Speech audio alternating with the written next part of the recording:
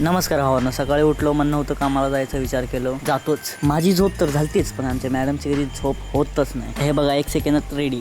नाश्ता रेडी होता, चहा पाव, आणि मम्मी देव धुवत होती. मग पटकन बॅग उचललो, आईन्यात बघितलो, रेडी आहे, बुटं घातली आणि निघालो. घराच्या बाहेर आलो, विचार केलो तुम्हाला गल्ली दाखवतो, मी कसं दिसतो ते पण सांगा मित्रांनो. रस्त्यामध्ये साईबाबांचं मंदिर लागतं, बोला जय साईनाथ. मग रिक्षापाशी आलो, रिक्षावाले काका आपले वेट करत होते. कंपनीत आलो पटकन, पण यो बोट आलाय माझा मध्ये, हे इग्नोर करा मित्रांनो. मग त्यानंतर मशीन जवळ पोचलो, काका आपले सफाई करत होते.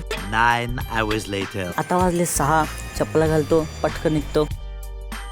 मग खालच्या गेटपाशी आलो, टाइम होता 6:05. आपलं रिक्षावाले काका आहे का बघितलो, हो आहेत. मग लगेच येऊन रिक्षामध्ये बसलो. 9 तास काम करून कंटाळा आलता, आता जरा सुकून भेटतंय. घराजवळ येऊन बघतो तर पाणी सुटलंय, पण कोण पाणी भरत नाही. घरापाशी येऊन बुटक काढतच होतो, तवर आपली मॅडम समोरच बसली होती माझी वाट बघत. मग खाट्यावरती सहज पडलं, तिथं पण बाजूला येऊन चिटकली माझ्या. मी बोललो काय आलं, खेळत होत्या सर. बोललो टाइम नाही एवढा. मग थोडं फ्रेश वगैरे होऊन कपडे वगैरे चेंज करून गाणे ऐकावे म्हणले जरा टीव्हीवरती. मग गाणे ऐकलो. मम्मीकडे येऊन बघितलो, मम्मी करत होती स्वयंपाक. पुऱ्या होत्या, पनीरची भाजी, ते वरण, इथे आहे भात. मग काय आता घेतलो पटापट सर्व एक डिश. तर आपला व्लॉग चालू होता टीव्हीवरती. आणि तुम्हा सर्वांना भेटतो पुढच्या व्लॉग मध्ये.